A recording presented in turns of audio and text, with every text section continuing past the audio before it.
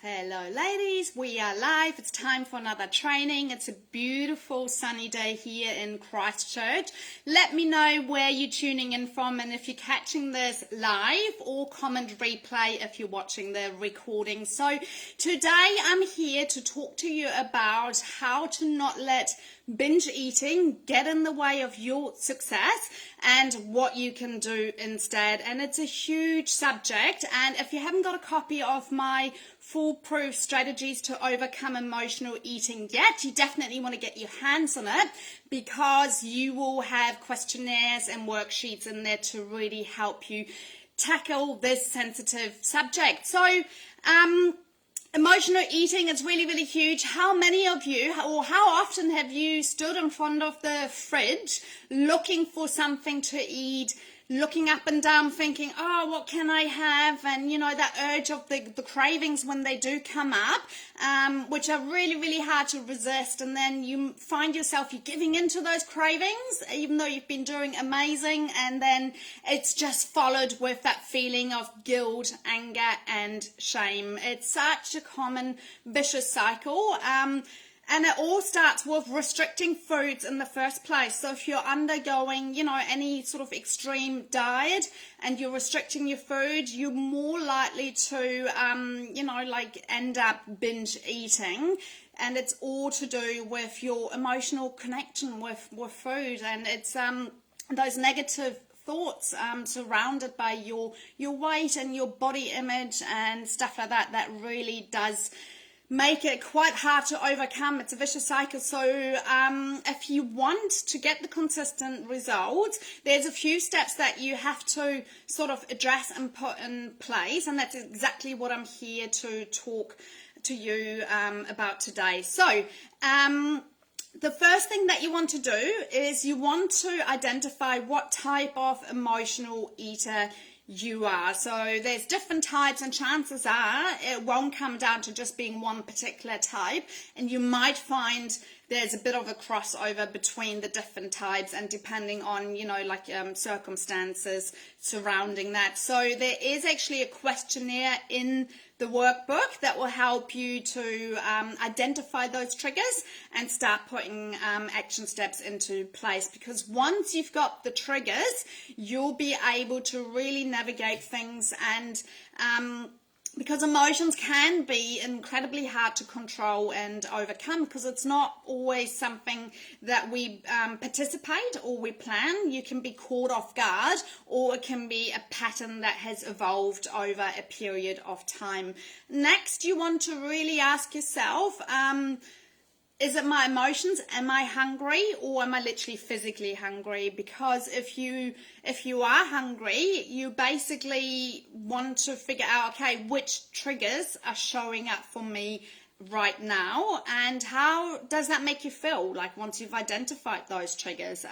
Journaling can be great here, so I would just write down what you feel. It's really good to get it on a piece of paper, because otherwise it just ends up being stuck up there, and that's no good, because it leads to a build up, and then you're back, you know, of that feeling of guilt and regret. So yeah, identify how it's making you feel that you figured out. It's because I'm really stressed out right now, it's making me want to reach out for sugary foods. And then you'll be able to analyze and reflect, and that takes me to our next step, is coming up with alternatives and strategies. So without knowing what type of emotional eater you are, and without knowing your trigger points, you won't be able to actually come up with a plan to put this into place. But if you do have your triggers, you can put a strategy into place, so then the next time you get a craving, you'll be able to conquer that, and you have a plan to follow to ultimately avoid you from binge eating. So it's really important, and that's the next step, to actually sit with your feelings. And it's okay to feel bland, to feel crap, and to have one of those days, but you have to come from a place of awareness. You have to really acknowledge those feelings, because often it just gets bottled up. So if you can do that, your chances to overcome binge eating are so much higher. And I basically want you to know that you want to just deal with one craving at the time. So chances are, because basically when you give into your cravings, it releases your dopamine, your feel-good hormone, which we also get through, exercise and a few other factors. But often the whole emotional connection with food has been wired since your childhood. So I want you to tackle one craving at the time, because you might need a little bit of time to process everything and to actually rewire the brain so it doesn't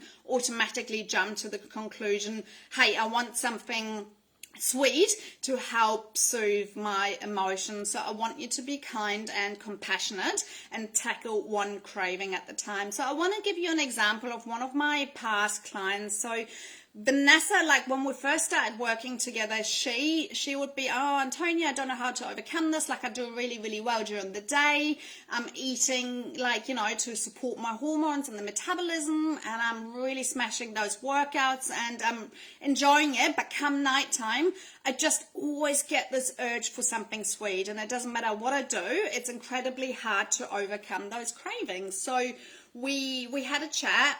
She's a solo mum, so we figured out, okay, well, there's been a lot going on. How does that make you feel? And she was actually fine. Her and her ex-husband, like, they're amicable about, their divorce, and they figured out a good plan. But her problem was, and that's something she wasn't aware of, is that she, come nighttime, like, she didn't have any instructions to follow. She didn't have to just be in that go, go, go mode. Her body would relax, and she would actually want something sweet because she felt lonely.